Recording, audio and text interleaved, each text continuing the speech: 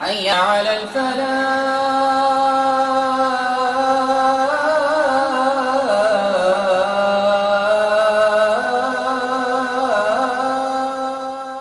ایک بدو آیا، یا رسول اللہ قیامت کے دن حساب کون لے گا؟ آپ نے کہا اللہ. میں نے کہا پھر تو موجوں ہو گئی.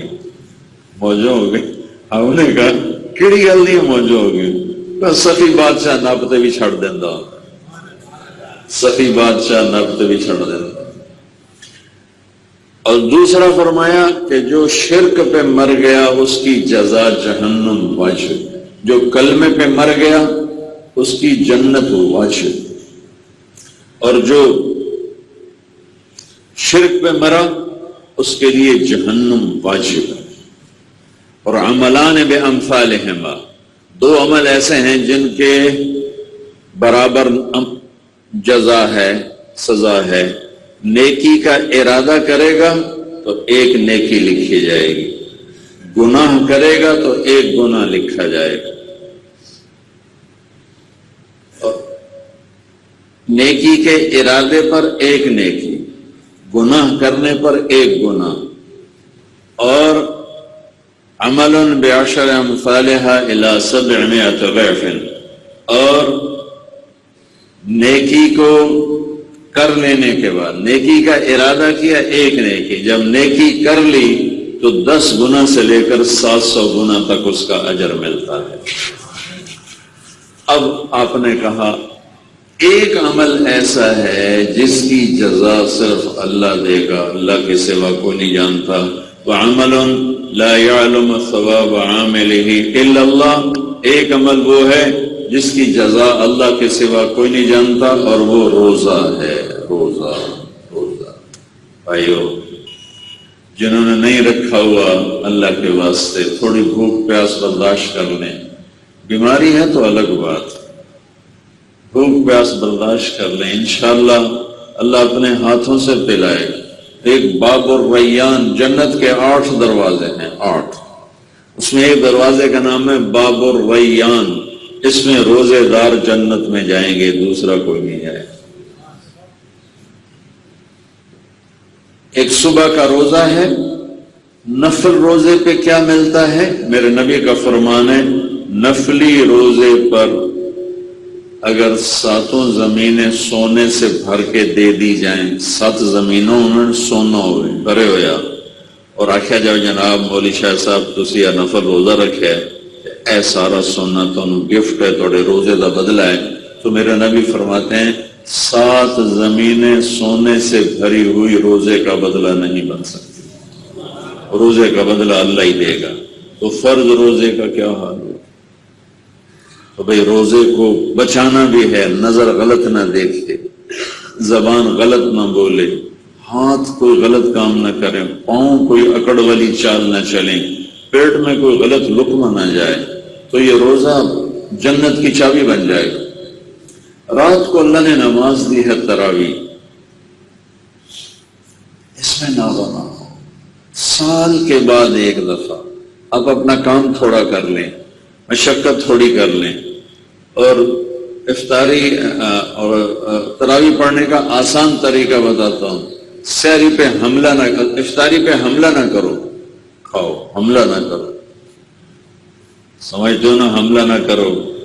اگر نہیں سمجھتے تو کسی دسترخوان پہ بیٹھ کے دیکھ لو کہ افطاری کیا ہو رہی ہے. وہ افطاری نہیں ہوتی، حملہ ہوتا ہے، حملہ، ڈھو ڈھو ڈھو. اور ایسے بے وقوف ہیں اپنے اوپر ہی حملہ کرتے ہیں، گلاسوں پہ گلاس شربت چڑھا جاتے ہیں، یہ پیپسی 7 اپ چڑھا جاتے ہیں، اندر میں پیس ٹھوکتے ہیں، سموسے ٹھوکتے ہیں، پکوڑے ٹھوکتے ہیں، پوڑیاں ٹھوکتے ہیں، پتہ نہیں کی بلائیں پھر پے اندر مجھ طرح ہوں. نہ نماز ہی نہیں پڑھنی، نہ تراویح کتوں پڑھنا، نہ تو ہلیا نہیں جانتا، تراویح کیسے پڑھے گا؟ میں تو خیر ویسے ہی شکر اللہ کا بہت تھوڑا کھاتا ہوں، لیکن میں میری افطاری سن کیا حیران ہو گئے. میں افطاری قہوے سے کرتا ہوں یا چائے سے کرتا ہوں، پانی بھی نہیں پیتا ہوں.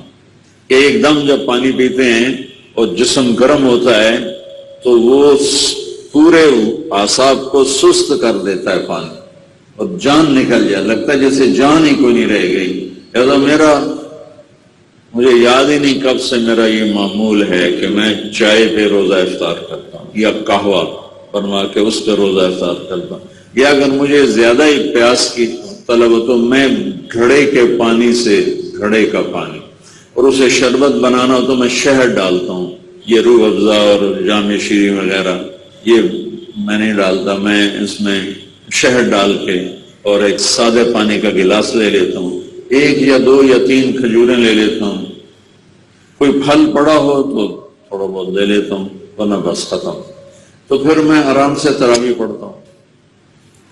میرا زندگی بھر کا معمول تھا 6 پارے روزانہ سننا، 5 پارے روزانہ سننا، تاکہ جلدی ختم ہو جائے۔ پھر میرے سفر ہوتے ہیں تو سفروں میں پھر تراویح میں قرآن سننے کا موقع نہیں ملتا، تو اب مصروفیت کی وجہ سے 3، سر میں درد ہو تو 2، تاکہ میرا قرآن ختم ہو جائے، قرآن نہ رہے، تو وہ کوئی تکلیف نہیں ہوتی سننے میں۔ لیکن جیسے ہم لوگ ماشاءاللہ افطاری پہ فائر کرتے ہیں تو لگتا ہے ہندوستان دی جنگ لگ گئی، تو یہ نہ کرو، ہلکی سی افطاری۔ تم نے چلو سموسا کھانا ہے تو 1 کھا لو، چھوٹا سا کو لے لو منہ کا ذائقہ بنانے کے لیے۔ پھر آپ تراویح دیکھو گے، آرام سے آپ پڑھو گے، چاہے حافظ صاحب 2 پڑھے چاہے 3 پڑھے۔ اور عام طور پر رات ہم نے 2 پارے پڑھے، 1 گھنٹہ 5 منٹ لگا، تو ایسے خوف ہوتا ہے، وی تراویاں وی تراویاں وی تراویاں۔ گھر جا کے کیا کرتے ہو؟ 8 پڑھ کے چلے جاندے ہو، کیا کرتے ہو؟ ایمی جا کے بہ جاندے ہو۔ تو وہی اللہ کو سجدہ کر لو، سال کے بعد کہتا ہے آ جا۔ اور تراویح میں دیتا کیا ہے وہ؟ میرے نبی کا فرمان ہے تراویح کے ہر سجدے پر 1500 نیکی، 1500، 40 سجدے 60,000، 60,000، 60,000۔ وطروں کے بھی ہر سجدے پہ 1500 نیکی، کیونکہ وہ ساری قیام اللیل۔ تراویح کا اصل نام ہے قیام اللیل، قیام اللیل۔ تراویح کا نام بعد میں پڑا کہ مکے والے کیا کرتے تھے، 4 تراویح پڑھ کے وقفہ کرتے تھے۔ کیا کرتے تھے؟ طواف کرتے تھے۔ تو اس وقت قرآن بھی بہت پڑھا جاتا تھا، تو وہ 4 تراویح میں کھڑے کھڑے جو تھوڑی بہت سستی ہوتی وہ طواف کر کے ختم ہو جاتا۔ پھر 4 تراویح پڑھتے تھے، پھر طواف کرتے تھے، پھر 4 تراویح پڑھتے تھے، پھر طواف کرتے تھے، پھر 4 تراویح پڑھتے تھے، اور پھر طواف کر کے پھر وتر پڑھتے تھے۔ تو ان کے 5 طواف ہو جاتے تھے۔ تو اس تھوڑے سے دیر کے جو آرام ہوتا ہے اس کو ترویحہ کہتے ہیں، ترویحہ۔ تو اس سے نام پڑا صلاۃ التراویح، نام اس کا ہے قیام اللیل۔ اور مدینے والوں نے سوچا کہ یہ مکے والے تو طواف کرتے ہیں، تراویح پڑھتے ہیں، ساڑھو بولتا طواف ہے نہیں، آپا کی کریے؟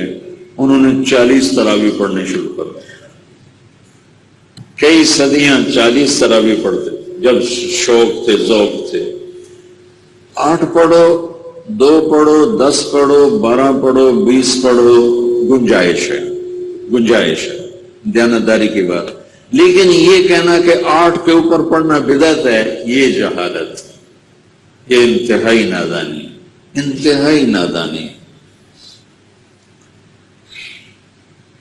قیام اللیل مثنی و مثنی، رات کی نماز کا کوئی عدد مقرر کوئی نہیں۔ حضرت عمر نے 20 تراویح مقرر فرمائی، زیادہ بھی پڑھ لو کوئی حد نہیں، تو کم از کم 20 پڑھو، ہر سجدے پہ 1500 نیکی ہے تمہارے لیے۔